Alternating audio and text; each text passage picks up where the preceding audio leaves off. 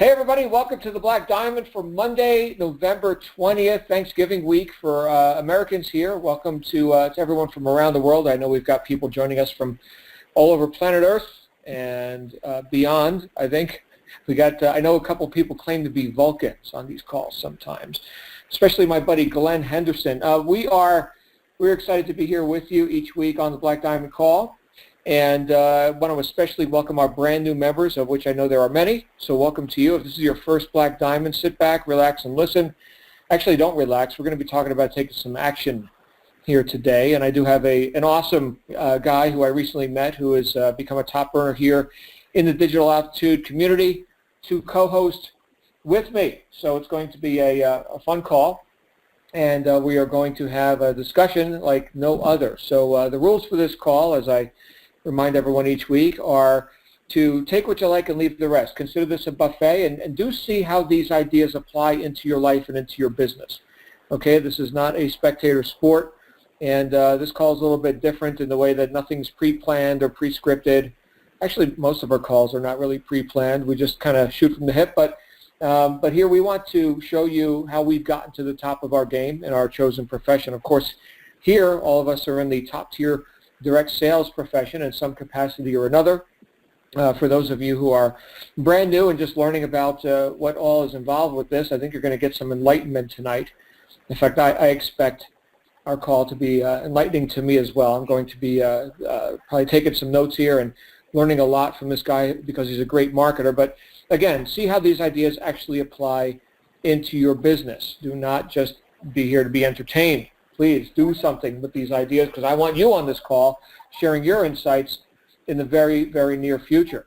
And as I always mention, I will disclaim right now, anything I say that offends you, you'll get over it. We're just gonna roll tonight. So that's how we do it. And our topic for tonight, which will be elucidated by our guest speaker, is one of simplicity but effectiveness, which a lot of times people may assume that the two don't go together, right? Like this has got to be really complicated, or that we got to work really hard, or that it takes a long time to get to, some goal or to make our mark, so to speak, in our industry and even in our own personal finances, which is the one thing that typically drives people to seek a business. This isn't altruism. This isn't philanthropy. Certainly, you go ahead and you make a lot of money. You can do more philanthropy, and you can afford to be altruistic in some ways. But here, seriously, we are looking to, and I think I could speak for everyone,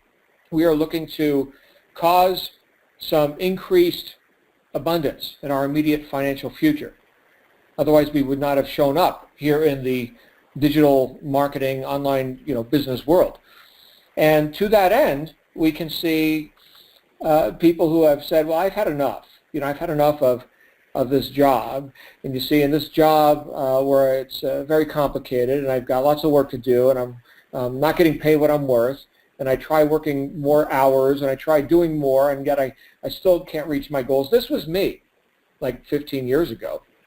This was me working a job, 60, 70, 80 hours a week sometimes.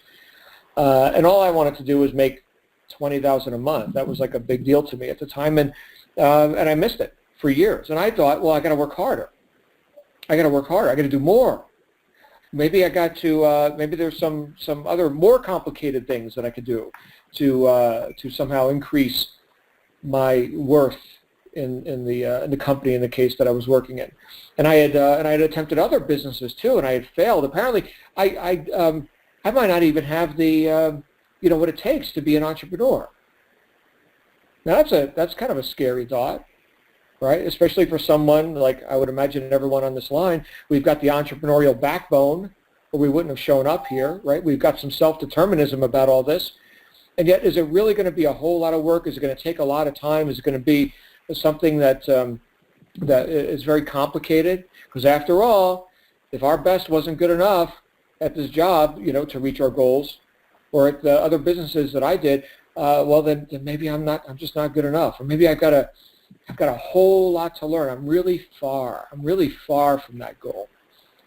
There's the wrong thought right there. And I think tonight we're going to be we're going to be disabused of any of these erroneous thoughts because the guy who I'm about to bring out here, he's traveling the world right now. He's down in Mexico, enjoying some time down there, and we got to hang out a little bit at our last Marketing Mastery event, which was I think a month ago already. I don't even know. Yeah, it was a month ago.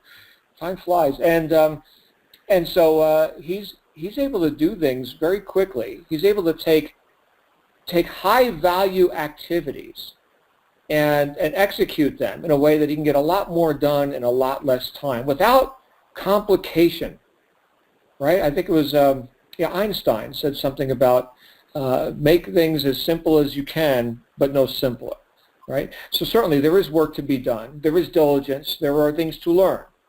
That's fine. That's valid. But to endlessly complicate things does not bring you closer to your goal. In fact, it gets you thinking, like I erroneously thought all those years ago, I might not just not be cut out to be an entrepreneur. Maybe I'm not smart enough. Maybe this, maybe that. Well, we're going to go ahead and have a conversation about getting stuff done tonight and doing it quickly and doing it with high value activities. And to help us with that is my friend and your friend. If you haven't heard this guy speak yet, I'm very excited tonight to bring out our friend John Ochs, live from Mexico. John Ochs, how are you, brother? Doing awesome. Can you hear me okay? I can, yes. A little bit muffled, but good. Where in Mexico are you? Some resort? We are down in Mazatlan. Uh-huh. Okay. Yeah, doing the Mazatlan spot. thing. Yeah, we've got a beautiful spot. We come down and spend anywhere from 3 weeks to a month every year around Thanksgiving time. Get away from the rain and the cold in the Pacific Northwest and come down here and just have a sunny holiday. So, yeah, it's just a great place to be for sure. Well, fantastic. So, and John, you're able to operate your enterprise while traveling, while doing the things you enjoy doing, and we're very interested to hear about your insights on how to do that and how to keep things simple yet go at warp speed, if that's what you want to do. Yeah, absolutely, and I appreciate you having me on the call, John. So, just for everybody's sake, when John asked me to be on this call, I wasn't really sure what I was going to talk about on here, and so I spent the last couple of days as I was lounging on the beach and hanging out by the pool kind of thinking about, what is it that I would have wished somebody shared with me in the beginning when I was first getting started that could have catapulted me past a lot of the major hurdles and problems that I had along the way in that first couple of years of trying to figure out online marketing. And what it came down to was this really simple thing, and that is, really focusing on the simplification of the entire business model. We as human beings, I think, and some of us more than others for sure, tend to overcomplicate the crap out of everything that we do. Right? And when it comes to internet marketing, that's like a huge issue. And a lot of people I talk to tell me all the time, I'm spending a huge amount of time at my computer. I've been working really hard on my business, but I'm not getting any results. But when you really break it down, the problem lies in the activities that they're focused on and what they're actually spending that time doing. So, for me, I was no different. When I first got started, I was spending 10 to 12 hours a day sitting at my computer. I was making everything harder than it needed to be. I was trying to build websites and make them perfect and build pages and do all of this sort of what I now call getting ready to get ready stuff, right? The stuff that we all kind of try and focus on because we think that's going to be important. And the truth is it's not important, and it certainly can get in the way. And so, for me, my technical background as a software developer, as a web developer, coming into internet marketing, it actually was more of a hindrance than it was an asset for me. It got in my way and it was costing me success because I was focused on all the wrong things. The huge advantage that we have here with a model like Digital Altitude is that it already works right out of the gate, right? Right out of the box. You sign up, everything already works. So all you have to do is plug into the system and start doing some very simple activities. And that is a massive advantage. So I'll share with you guys, my first 30,000 commissions that I earned here with Digital Altitude all came from just using one of the company funnels. And I hear people all the time say, well, I'm testing all the funnels at the same time, and I don't know which funnel to use. I would say just watch them, watch each of them, and pick one that you resonate with and run with it, right? Because all the funnels are good. I had just picked one right out of the gate, and just used it and didn't change anything until I was beyond, 30, I think actually almost $40,000. So because this business and the model is already proven, here's what I focus on. And I did this, coming into this 6 months ago, getting started in Digital Altitude, I really focused on two major things. Number one, getting traffic. And there's a number of ways to do that, which I'll touch on here. And the number two thing is building a relationship with that traffic. Because if you do one without the other, they don't work right? It just doesn't mesh. Now here's the thing to think about, right? With this business model with Digital Altitude, getting trial members, getting people to actually watch a sales video and sign up as a member, answering their questions, helping them get started, getting high-ticket commissions, all of that stuff is handled by the system, which is the sales funnel and the coaches. So you don't have to do any of that stuff. So you should not be focusing on those things. So again, it comes back to what is your job here. Your job, especially when getting started, is getting traffic and building a relationship with that traffic. So let me kind of break down the simple actions that really drove my business. And it's what I started in the beginning, and it's what I still do today. Now I'm going to talk about some activities, and I actually like the term high-value activities, as John mentioned a few minutes ago, instead of what people are commonly hearing, which is income-producing activities. The reason I don't like to use the term income-producing activities is because it makes people think in their minds that if they do that activity, they're immediately going to see some income. And it doesn't work that way. As an entrepreneur, as the type of activities that you do online, there are a lot of them that are high value, but those things often don't immediately produce income. Some of them, some of the highest value things you can do, are things that, as you do them consistently, will produce the most income, but it happens down the road, right? So it's a delay of gratification. So I like to call them high-value activities. So let me break down the high-value activities that I focus on. Number one is managing paid marketing. And there's, again, lots of ways to do that, right? Pick one. For me, I buy traffic. Right? Traffic is super easy to get. There's an abundance of it. There is a never-ending supply of people out there looking for business opportunities. So that should never be a problem for you in this business. Getting traffic is as simple as taking 5 minutes, plugging your credit card into a website and ordering up some clicks. Right? It's that simple. So managing paid marketing is literally a 5 to 10 minute a day, if that, type of activity that you need to do. It's very important. It's highly leveraged. And you want to keep that traffic running. And what paid marketing allows you to do is get fast results. Fast results in the form of leads. Fast results in the form of, if you're generating leads, you're going to start getting some trial signups, right? Super, super important. That's where everything begins in this business model. Number two, high-value activity is emailing your list. And what does that do? Well, it will get you additional sales, but it also furthers the relationship with those people that have opted into your list through the capture page and are wanting more information about this. And keep in mind that people need to see things on average like 7 to 10 times before they make a buying decision. So you need to continue to further that relationship, and we'll talk a little bit more about that here in a sec.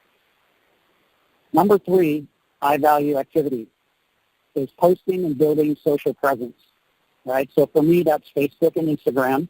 And I'll share with you guys that I actually only really started on Instagram a few weeks ago. I wasn't doing anything with it prior to that. I've had pretty much all my activity up to this point on Facebook only, but I'm now doing Instagram as well because I can simply add that on with just an extra couple of minutes a day of activity. So it's definitely worth it to be building a secondary social media site for me. So Facebook and Instagram, what does that do is that it increases your sphere of influence from a social online standpoint, which will help you in two ways, right? A really important thing to understand.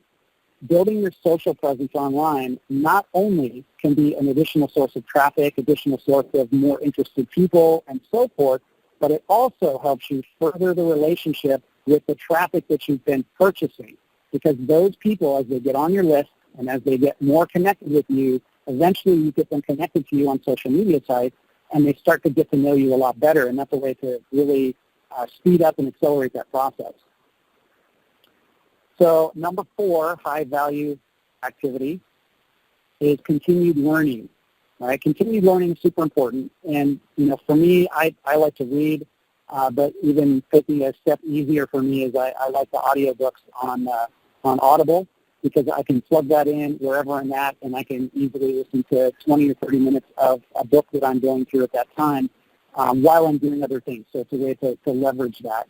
I do have actual books, but I find that I always gravitate towards the Audible stuff. If you're not using it, highly recommend you get Audible and plug in 4 or 5 really good self-development or business-related books and start listening to them, because not only are you increasing your own knowledge, you're also coming up with some really great content to share on your social media sites, with an email for your list, all those things, maybe creating a quick video. All of that stuff, all the ideas that I get for that type of content that I put out usually comes from whatever book I happen to be reading at the time. And then the final high-value activity is, and this might be the most important one, right? It's certainly the most fun, and that is living your life and sharing it, right? So here's the thing, is that this is a lifestyle business. So the key here is to be doing fun things in your life and documenting that and sharing that on social media, share it with your list. Let people know who you are, what kind of things you like to do, and what you're all about, what you stand for.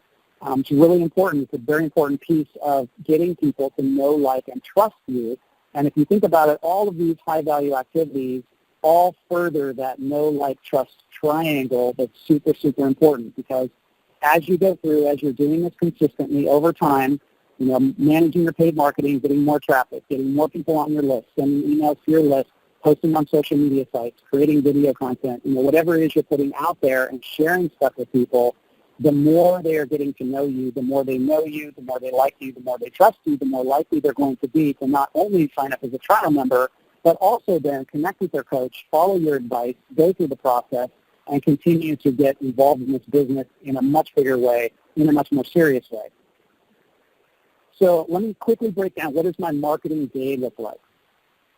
So, and this is the part that's cool, right, is that you can actually be building a business and furthering your business no matter where you're at. Right now I'm in Mexico, vacationing here for a couple of weeks. We're just out every day, either hanging by the pool, going swimming in the ocean, walking down to our favorite surf cafe down the beach. We go downtown in the evening times to have really good dinners out. All of the stuff that I'm doing all throughout the day, I'm still having no problem finding time to put in all of these activities, because what I'm doing is, number one, I post on Facebook and Instagram 2 to 5 times during the day, right, which takes 10 to 15 minutes. What am I posting? I'm taking pictures of what I happen to be doing or eating or enjoying at the time, and add a little bit to it as far as what I'm feeling, what I've a message that I want to put out there. Maybe it's something I read in the book or heard in the book that day that I want to add into that inspirational message, and I share that. Right? So it takes hardly any time at all to do that stuff. I'm sending an email broadcast, which I can actually schedule the night before and have it go out in the morning before I'm even getting up in the morning, because I like to sleep in here. And I send email 4 to 5 times a week to my list, not just my prospect list, but also my member list. Okay? So all those people who sign up as a trial, they get moved to a members list, and I continue to email them, because you need to think of your trial members as just more qualified leads, right? They haven't really done anything but spend $1, right? So they're not really in yet at that point. They're just still kicking the tires and seeing if this is for real. So continuing to market to them, you just market in a slightly different way, right? So your prospect list, you're going to send, hey, check this out. Like, for example, today I sent an email out to my list that talked about Sarah Gallo's success, right? She's not in my team, and that's okay. You can share anybody's success that you want to, and do it in a way that it helps you market your business. So it's another way to leverage other people's success. I shared that to my prospect list with a link that goes to the sales video where they can join. And then I just changed a few things in that email and sent it out to my member list. And the call to action to them was log in and get connected with your coach and get through the steps.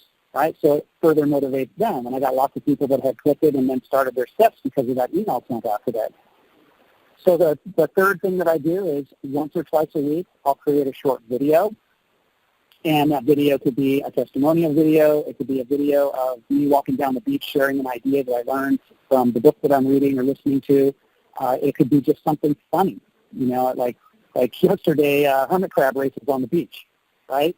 Just sharing stuff, helping my list and helping people in my social circles get to know who I am as a person, get to know me better, which again creates more of that know, like, and trust. And then I spend some time replying to any messages that I have, engaging on other people's posts throughout the day, right? So it gives the appearance that I am on social media all day, every day. If anybody you ask who doesn't know me and know my work habits, they would say, man, you're just on Facebook all the time.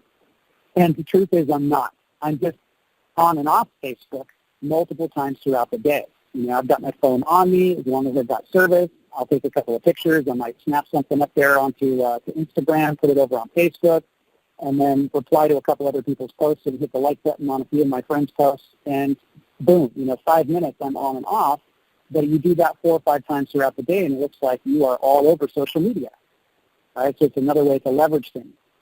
Don't get caught up in wasting time on social media, because I find that when I talk to people, a lot of times what I get back from what I'm hearing from them is that they're spending 4 to 5 hours a day scrolling through Facebook, trying to keep up with everybody's posts and read everything that all their friends and all their business associates post all throughout the day, and that is not a high-value activity. It's just not, right? So be very selective about what you're doing with your time on social media, because it can easily suck that time away. So the cool thing about learning how to do most of this stuff that I'm talking about tonight is that you can see exactly what other successful people are doing and model after them. So the question I get all the time is, well, I don't know what to post. I don't know how to post that kind of stuff. What kind of pictures should I be sharing on social media?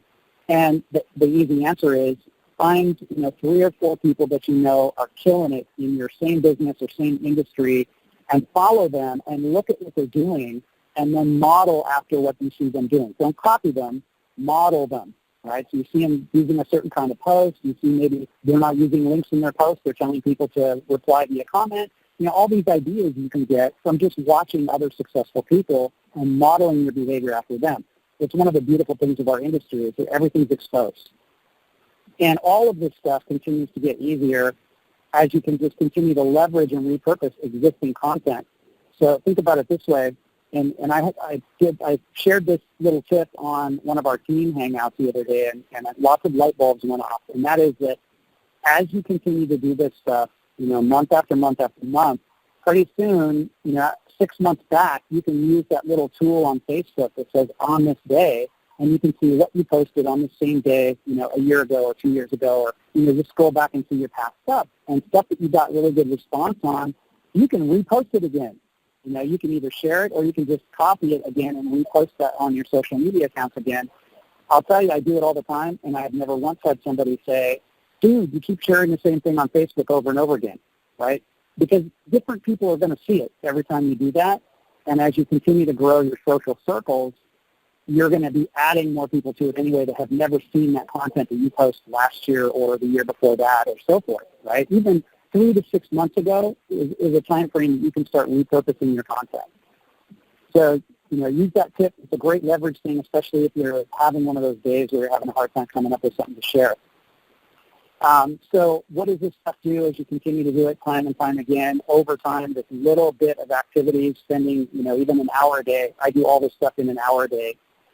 It continues to build your sphere of influence. So it all continues to get easier and easier because of that, and it continues to become more and more effective because every time you're sharing something, more and more people are seeing it. So that's pretty much what I had to share, John. We could probably open it up to some Q&A unless you had some questions also. Well, you know what, John, that was great, and so simple, actually. You're talking about an hour a day, that's it? You're like doing an hour a day to build your business? Yep.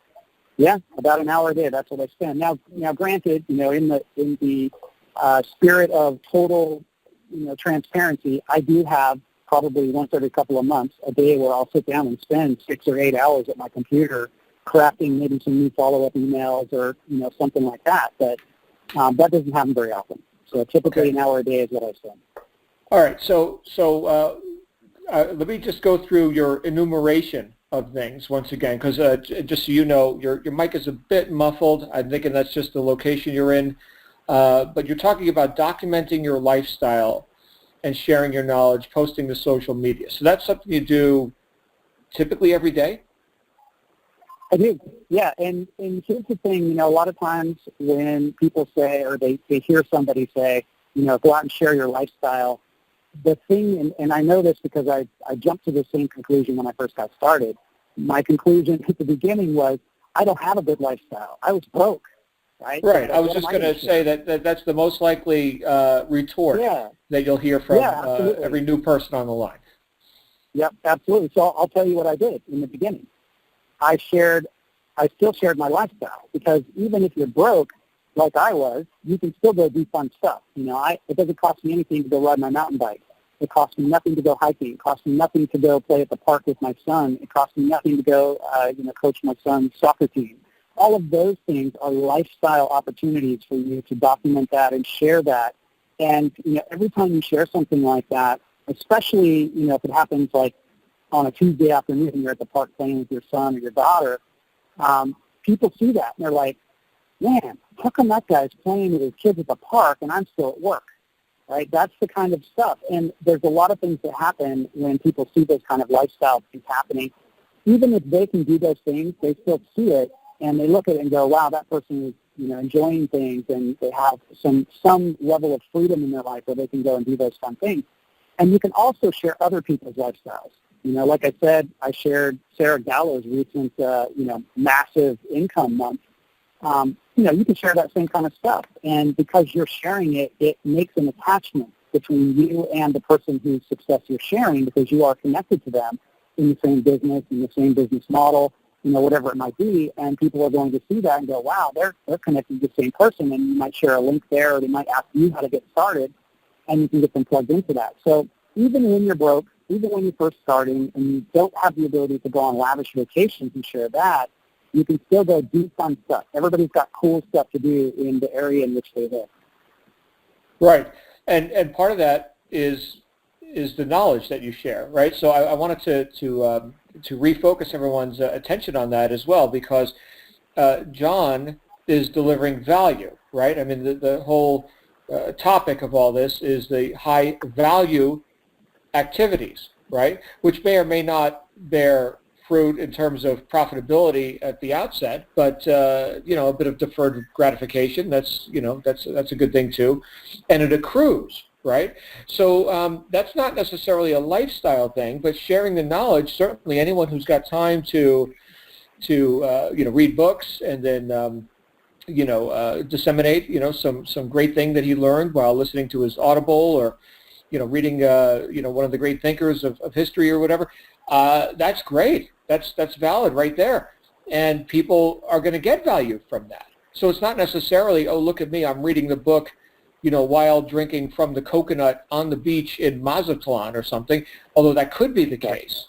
But the fact that you've had some breakthrough and you're sharing it, and that's also documenting your lifestyle right there. And it doesn't cost anything. Well, what's the price of a book, I suppose? These days with Kindle and everything, they're almost free. I remember when we used to pay a lot of money for books, but there's that. Okay, anybody could do that, which brings us to the next point, which is that you're talking about emailing your lists. You said about 5 times a week, so a lot of people recommend daily, so that's almost daily. And you mentioned your lists, plural. That was not singular. That was not just my leads list, and it wasn't just the automated follow-up sequence. We're talking about, in addition to that, doing a broadcast, right? Correct. Yep, that is correct. And I maintain a list for my prospects. So when people opt in on my capture page from whatever traffic source, they end up on the prospect list, and they start getting the automated emails from that, as well as my 4 to 5 times a week broadcast. As soon as somebody joins as a trial member, then I just go and remove them from the prospect list and add them to a members list, because I want to be talking to them differently now than I do a prospect who hasn't actually watched the sales video and joined yet. Right. So that's the reason for the 2 separate lists. Right. So here's somebody who says, yes, I do really exist, and here's a credit card. Take $1, right? Show me what you got. And so that's a different kind of lead. That's a buyer lead. That's a new trial member, so to speak. And so that person's going to get a different communication. Now, how much of that is commingled? Like, so let's say you're sending out an email to the prospect list. Does that inform to any degree what you're saying to your new members? A lot of it's the same content. I just change the wording slightly and send the same email broadcast to the member list as well. With just a different call to action. Because see, once somebody joins as a trial member, the call to action is no longer join us, right? It now becomes connect with your coach, get logged in, go through the steps, get plugged in with us as a team, and start taking action. And so that's the message. So I just continue to drive them back to a welcome video that I've created. Call to actions in the email that basically give them the link to log in, tell them to message me if they have trouble logging in, that kind of thing. Right. Okay. So there could be the same message, so to speak, in terms of whatever value you're delivering in that broadcast today. But yep. the call to action, exactly. Right. Okay. For example, I sent out I created a video. I said I created a short video 1 to 2 times a week and send that out to my list. I created one that just talked about getting past your fear and just taking action and not worrying about it being perfect and that kind of thing. And that video is perfectly suited for either prospects or people that have joined as trial members. So I sent that same email to both lists. Right. There you go. Which is the next point you made, is that you do shoot a short video a couple times a week. And some people are more video oriented than others. Some people that sounds like a lot. Some people that sounds like only twice a week. We do like 2 a day. Oh, okay. This is John's method. Okay, so but that video was the saying, picture's worth 1,000 words. Well, what's a moving picture worth? And so a lot can be conveyed with video that is beyond just the written word. I know a lot of times people belabor the idea of, what do I write in my email? What do I say in my video? Certainly people can find videos of you on Facebook, YouTube, right? What's your platform of choice? It sounds like Facebook. I'm on all of them. So okay. I'm super easy to find, which is, again, another benefit of doing these things, of posting videos and putting content out there online through social platforms, is that it makes you extremely findable, which gives you a lot of credibility. If people can go and say, well, I'm going to see if this guy's just some scammer, and they put your name in and they find that the entire first page is dominated by your Facebook, your YouTube, your Instagram. There's a Facebook page over here, and there's videos out there, and there's all this content. That's a huge thing, and that is sort of a byproduct of just being consistent over time with this stuff. Right. And that consistency brings us to the next point, which was, of course, your ability to repost successful social media bits after 6 to 12 months, where you've had you got traction with something, you can post it again without much concern about well, I already posted this once before. It's not like people are just glued to your channel and their attention span lasts a year. And they're going to remember that, hey, it was just a year ago you posted that. Right, I've been sitting here this whole time. Well, and if you think about it on Facebook, right, when you post something on your Facebook profile, at best you're going to see like 10 to 12% of your friends and followers will ever even see it. Facebook's algorithm just doesn't even show it to them. So, there's no harm in reposting something months down the road or a year later, 2 years. I have stuff that I did 3 years ago that I still repurpose and share back out there, and it works just as well as today as it did then. Right. Well, yeah, and I think sometimes in our modern culture, we sometimes think that everything has to be, bleeding edge, brand new, like the hit dance song from last week is ancient now. Oh, that DJ still plays that song? That's a week old. Well, I don't know. We were talking about principles and best practices for business and stuff like that. I don't think that stuff gets old. Certainly technical, specific techniques and things like this that could evolve and quite often does with the time. So if like you're doing an instructional video, and I don't know how much of this you do, but now hey, I'm going to give you a free training on how to do Facebook paid ads and how to use their their search or their filters to set up advertising. Oh, well, that changed. So now that video is not relevant anymore. So I don't know, do you do a lot of that, or are you sticking more to like the timeless stuff, like what you just mentioned with, don't expect to be perfect, and the fear thing and self-help kind of topics? Well, for me, it's kind of a mix of both. Because I'm a really analytical introvert by nature. So I especially in the beginning when I first got into this industry, I was doing more of the technical, how-to videos showing people screen share and how to do a certain thing or a marketing strategy of some kind. But I've gravitated more towards now creating more evergreen type content that, is more personal development, general business-related stuff, mindset stuff. But the truth is, even the technical videos that I created years ago that are totally out of date still generate traffic for me every single day. I still get leads from it. I still get signups from it, even though that particular strategy or what I'm showing on the screen is totally, out of date and not even useful anymore. It still works. So, I never take them down. Right. Right. So even if some of it's outdated, it still has a nice shelf life. Yep. I think you know me a little bit, John, that I'm full bore on the philosophy side, concepts, principles, tech stuff, whatever. But the concepts, right? Is the stuff that I've been studying for decades, and if I'm able to deliver value today, and 5 years from now, someone got value because it's still relevant, and now they're a lead, or now they're contacting me, and they've got their hand in the air, say, hey, can you teach me? Do you have any tips? I've got people that get started just from contacting me and asking me, do I got any business tips? I'm like, yeah, go check out my buddy Michael's deal over here, this Aspire thing. Let me find the link for you. Oh, here it is. Yeah, go check that out.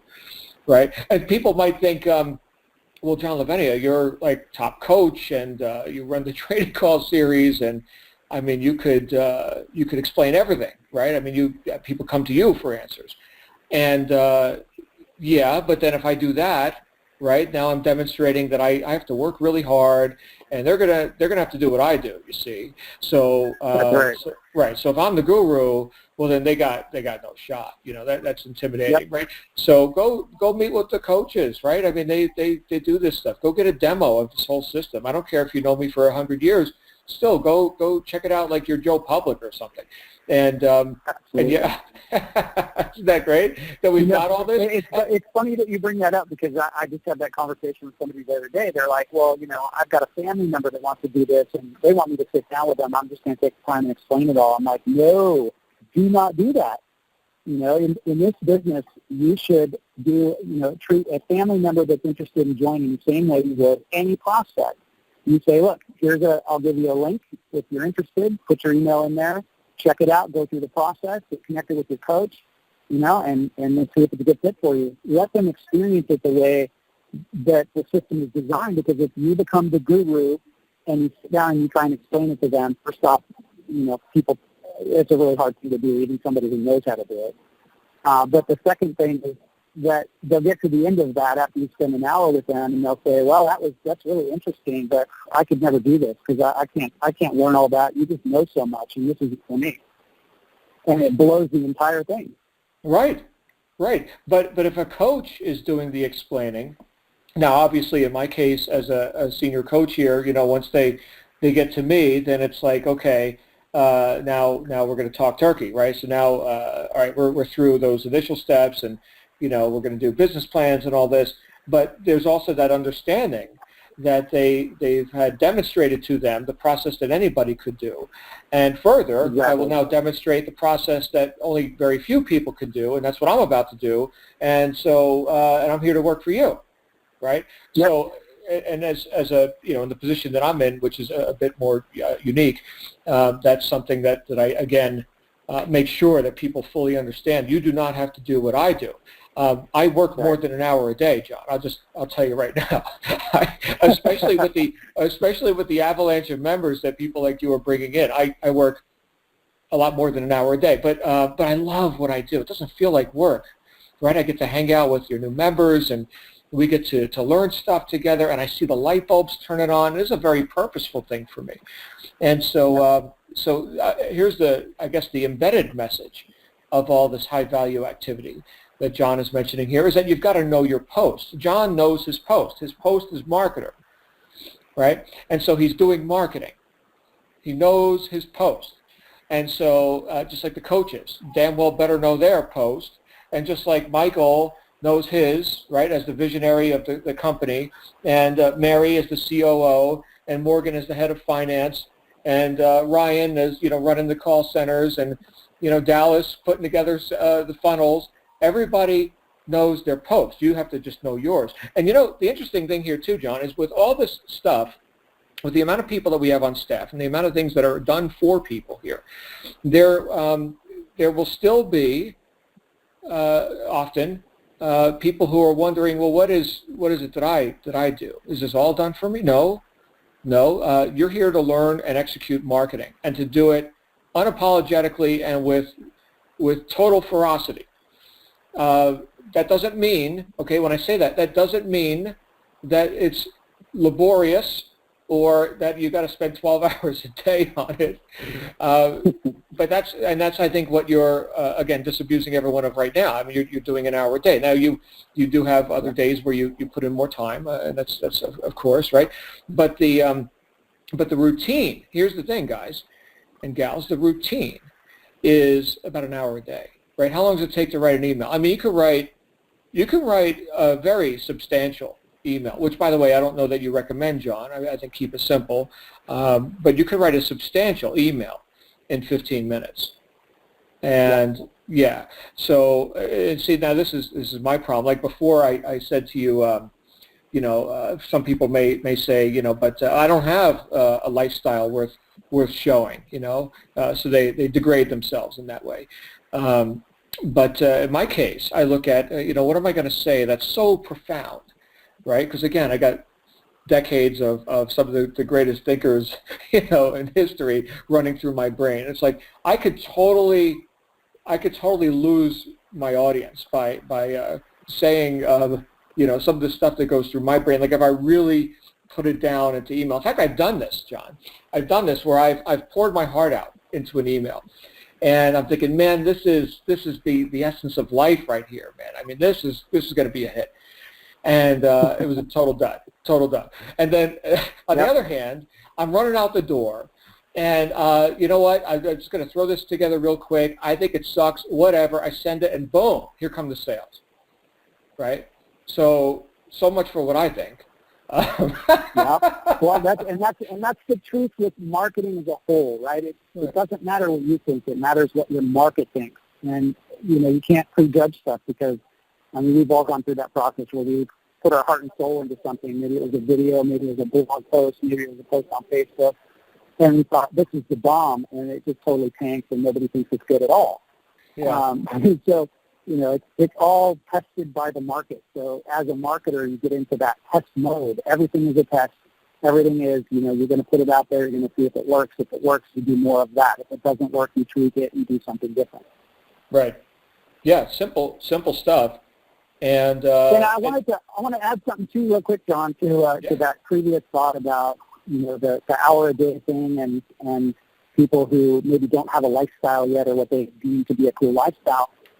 One of the most important things and the reasons why I think number one activity is get positioned and drive some traffic is because if you do that, you will get leads and you will get some trial signups. And the cool thing is that buying traffic is a super leveraged activity. So you can buy some traffic, you have things set up, and then you can go do something cool, right? Whether it's riding a mountain bike, taking kids to the park, going hiking, going to the movies, or even at work. And if while you're doing one of those types of activities, that sign-up comes in or you generate your first 10 leads, that becomes a lifestyle awesome thing to share. That is an event right there that will make most people out there in the internet marketing world jealous, because they're the ones that are sitting there at their computers for 8 to 10 hours a day trying to figure out how to get somebody to see their video, and you just generated 10 leads and you just got your first 3 trial members while you were at work or while you were playing in the park with your kids. That's the kind of thing that really drives the interest. Right. Now, on that note, when you're talking about just buying traffic, okay, we're talking about like solo advertising, like through Clixly, or like what would you recommend there? Yeah. Well, there's so many sources of traffic. I try not, especially on a company like Call, to give any specific source, because the best traffic source for any individual is the one that works best for them. And you kind of have to, test a few things out. I will give you one huge tip when it comes to buying traffic, and that is never buy traffic based on the price per click. All right, so let me reiterate that.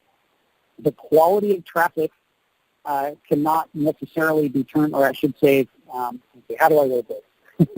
Cheap traffic is usually just that. How about that? Okay. And a lot of people that are new, they're like, well, I can get this traffic over here for 35 cents a click, and I see this one over here is $1 a click. Well, I'm going to go with the cheap traffic because I can get a lot more clicks.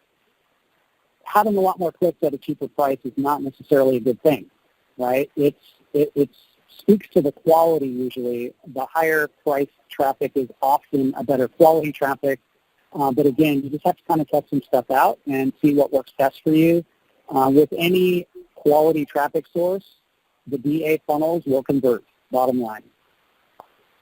Right. There you go. So so you're saying don't be cheap on your cost per click. Actually go for quality. Yeah. Right. And that sounds and the best obvious. thing is, and the best thing really is, talk to your upline leader, talk to somebody that you work with closely. If you have a team that has a Facebook page, or you have a team that you're connected with, ask the leaders in there what they're using, get recommendations. That's really the best way to go. So you kind of have some type of qualification on the front end. Right. Excellent advice there. The only thing I don't think we talked about much was, you alluded to it at one point, and that was how you manage your team. So you mentioned that you told them about reposting older posts, and that was a breakthrough for people who were listening. I know some of your team members, and I've obviously coached some of them and some of their members, now third, fourth generation people. And so obviously you're doing something to add value to people. Let's say somebody's they're working the business, they're doing what you said. They got position, they got traffic coming in. Now what? Well, we basically, and when I say we, my sponsor, Michael Martin, and I teamed up together to essentially run our team. So we do everything together. We've kind of compiled all of our resources together to set things up so that we have, the team set up. We've got a team website that we have resources for our team members. We have a team Facebook group that we add all of our team members to, meaning everybody who's even a trial member gets added to our Facebook group. And then every Saturday we do an exclusive team training live with all of our team members that are at the RISE level or above.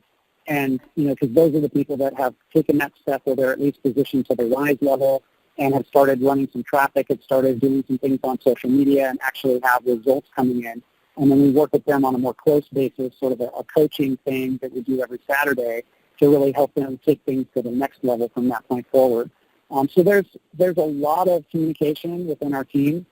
We also have quite a few up-and-coming additional leaders that are now part of our leadership. Dirk and Muriel are part of the leadership. We've heard from Jen. Jen is very quickly rising to the top inside this company and becoming a leader inside of our team, and so she's adding value to our team as well. So it's really about bringing leaders up and helping them sort of develop that and become part of the leadership within the team, and just sharing that value all the way across so everybody gets the benefit from it. Right. Now, is that just 1 day a week, an hour invested, or is there more to it?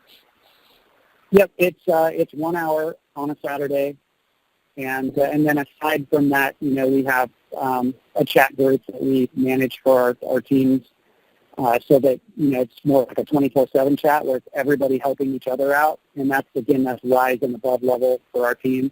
Right. We found that it was not beneficial to anyone to have anybody below the RISE level in those groups, in the Skype chat or in the training that we do, because they weren't ready for that content yet. Sure. Yeah, that's well, to me it's obvious, but I've been doing this a long time. But right. Thank you for mentioning that. That's a good point, is that there's a different conversation for different people at different commitment levels and intention levels. So yeah, just like John has different lists for different purposes. Here is the, the raw public. They are just subscribers. And at this point, I don't even know, is that a real person? Do they even have the ability to put $1 on a trial membership? I don't know, right? But then you've got the trial members. Then, of course, you've got, actual, rise and above members. And I know people who go further than that. They're like, this is our Ascend and Higher group, right? This is our Apex only group, right? I've done this, John, with groups that I've run, where there are people who are at the top, and they certainly warrant more of my time, as because I'm not going to have a conversation with somebody who's just kicking tires like I would have a conversation with someone who's just put tens of thousands of dollars on the table and like they're doing this for real. Totally right, different. Exactly. Yeah. Well, because people that haven't made that commitment yet and stepped up to a higher level within the business are still at that level where they need to be continuing to talk about belief and confidence in what they're doing and themselves, and get to that point where they truly are making that commitment and feeling good about it, moving up to that next level where they're really taking the business seriously. Right. Good stuff. John, thank you. This has been great. I'm going to go ahead and open the lines. If you got a few more minutes, we can take some Q&A, some participation here from our group here tonight. So everybody hold on just one second. Let me get this going. All right, so the lines are open. If you'd like to raise your hand, you can do so by clicking the raise your hand button if you're on the free conference call app, or if you're dialed in with a phone, as John apparently is, and or via Skype, you can click *6, and that is the command that will raise your hand. *6 is the command. And I thought I saw one caller. They raised their hand and they put it right back down. So again, lines are open. This is your big opportunity to talk live with our friend John Ochs down in Mazatlan. So go ahead and you raise your hands now. We do have our first caller, which is Suzanne. Suzanne, you're live on the air. Hello, gentlemen. It's good to talk with you. Yeah, you too. Thank you. I was thinking a lifestyle is a choice. I moved to Anacortes about 14 years ago. Anacortes, Washington is up in Puget Sound, about 80 miles, 75 miles from Seattle. And I'm surrounded by water, so I can actually go every day and go out to the park and look at the water, look at Puget Sound, and mountains all around us. I'm between Mount Rainier and Shukson, Mount Baker, and between two sets of mountain ranges, Cascade and the Olympic. And do I go out every day and look at the water? Lifestyle is a choice. I don't. But I live here, and I could.